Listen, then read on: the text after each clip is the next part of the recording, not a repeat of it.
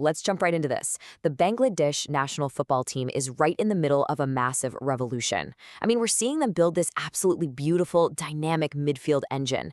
We've got incredible build-up play, rock-solid defensive structures, and honestly, a team that finally looks like it can really hold its own on the Asian stage. But there's a glaring, agonizing problem. They are dropping crucial, heartbreaking points. Why?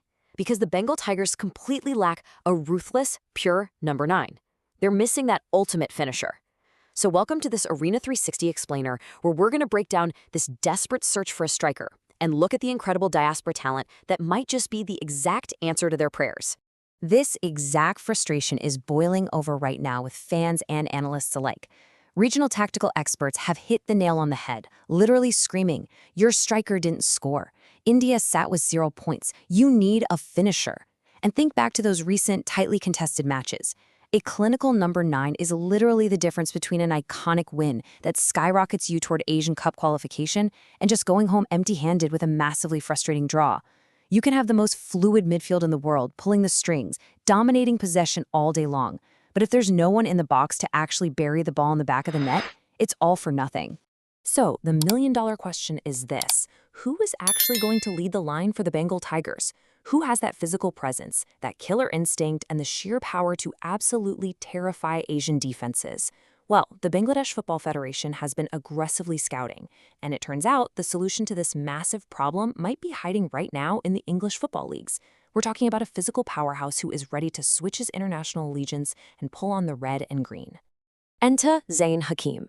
Born in Leicester, UK, Hakeem's footballing journey is all about grinding from the ground up. He cut his teeth in the youth ranks of Nottingham Forest back in 2014, and then made his professional debut with Mansfield Town in League Two. So he's battled his way through the highly physical, super demanding tiers of English football. He even got a taste of the international stage early on, earning caps for the Antigua and Barbuda under-20s and later their senior squad. Fast forward to today, he's been making serious waves down in the non-leagues with Ansty Nomads and now Barwell FC. He is exactly the kind of gritty, battle-tested background that creates incredibly resilient players. But what makes Hakeem so terrifying for opponents is his sheer physical profile. Standing at 6'2", he is an absolute beast of a forward. I mean, he's the textbook definition of a classic target man. Down in the 7th tier with Ansty Nomads, he proved he's a genuine goal machine, smashing in 18 goals across 55 matches. He isn't just tall, he's broad, he's incredibly strong, and he possesses this terrifying aerial threat that Asian defenses notoriously struggle to handle. When crosses come flying into the penalty area, Hakeem is the guy bulldozing through center backs just to get his head on the ball. Let's dive a bit deeper into his scouting report. At 26 years old, he's literally entering his prime right now. He's a left-footed center forward with unbelievable hold-up play. You can ping a desperation long ball up the pitch, and he will literally hold off 2 massive defenders while his midfield catches up.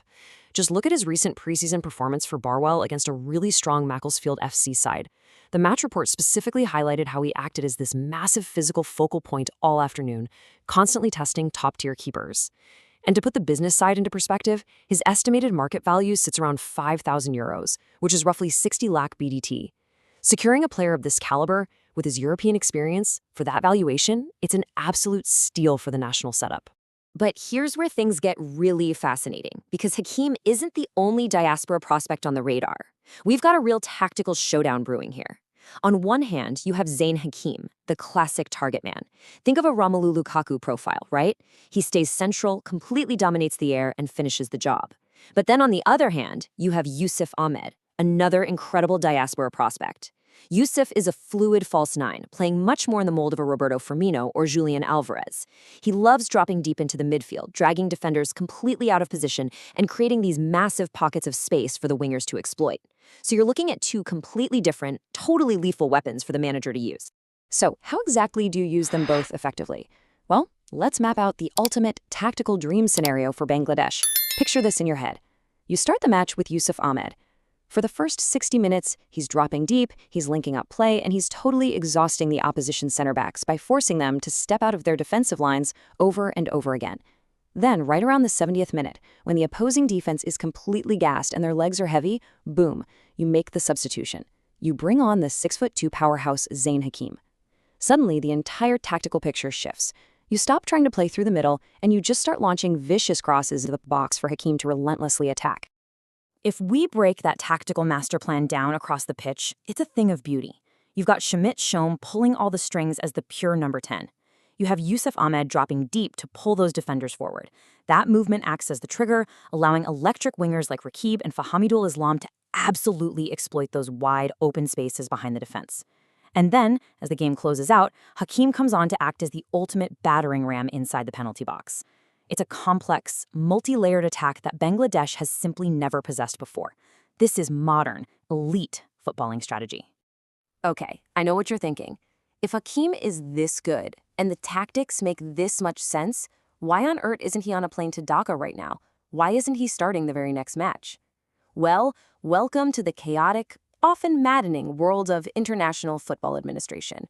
Because right now, there is a massive bureaucratic wall standing between Zayn Hakeem and that Bangladesh national team jersey. It all really boils down to the incredibly strict rulebooks governed by both the Bangladesh Football Federation and FIFA. See, switching international allegiance isn't just about showing up at the airport with a new passport. It involves navigating this incredibly complex web of legal clearances, sporting nationalities, and administrative fees that have to be perfectly executed. Let's actually untangle some of this red tape. First off, any international transfer requires a specific electronic clearance through FIFA's matching system. But the real roadblock here is the sporting nationality rule. You can hold as many legal passports as you want, but FIFA strictly dictates that you can only have one sporting nationality. Because Hakeem previously played for Antigua and Barbuda, he's currently trapped in a really slow, meticulous legal process to officially switch his sporting allegiance. And that's all compounded by strict domestic registration windows and various clearance fees. And beyond all the paperwork and the FIFA regulations, there's a very real, very human element to this delay. When the media pressed Hakeem about his timeline, he gave an incredibly honest answer. He said, "I will announce my decision after August because my wife is pregnant and I want to be with my family." And honestly, you have to respect that. Family absolutely comes first. So because of this beautiful personal milestone, alongside all the ongoing passport and FIFA clearance procedures, insiders are now expecting his highly anticipated debut for the Bengal Tigers to happen sometime around October 2025. But let me tell you, when that October 2025 window finally opens, the culmination of this whole project could be nothing short of historic. We are looking at the very real potential of a true diaspora dream team forming. Bringing together all this high-level talent, guys trained in top-tier European and North American academies, it is rapidly raising the ceiling of what this national team can actually achieve on the global stage. Just take a second and imagine the sheer power of this future starting 11. You'd have a midfield anchored by Premier League veteran Hamza Chowdhury. He'd be flanked by the elite creativity of the Canadian Premier League's Shamit Shom and the dynamic, raw energy of EFL prospect Cupa Mitchell. Up top, you've got the fluid playmaking of Yusuf Ahmed, backed up by the brutal, unstoppable finishing power of Zayn Hakeem. And listen, if the rumors floating around about the American-born Sullivan brothers being courted are actually true, the push for the Asian Cup doesn't just look possible anymore. It looks incredibly dangerous for literally any opponent that has to face them. So I want to turn this over to you, the Arena 360 community. It is time to step into the tactical war room. If you are sitting in the manager seat for the Bangladesh national team, who are you starting in that absolutely crucial qualifier match? Do you go with the brute strength and the aerial dominance of the target man, Zayn Hakeem, or do you start the fluid, space-creating false nine, Yusuf Ahmed? Drop your tactical breakdowns in the comment section right now. I want to read your strategies. And hey, if you love deep dive cinematic football explainers just like this one, you absolutely have to hit that like button, share this with your fellow football fanatics, and aggressively punch that subscribe button. We are bringing you elite football documentaries that you just won't find anywhere else. Keep analyzing the beautiful game, keep watching, and I'll catch you guys in the next explainer. So, did you find today's explainer useful? Then definitely drop a like, share it out, and subscribe to join the family.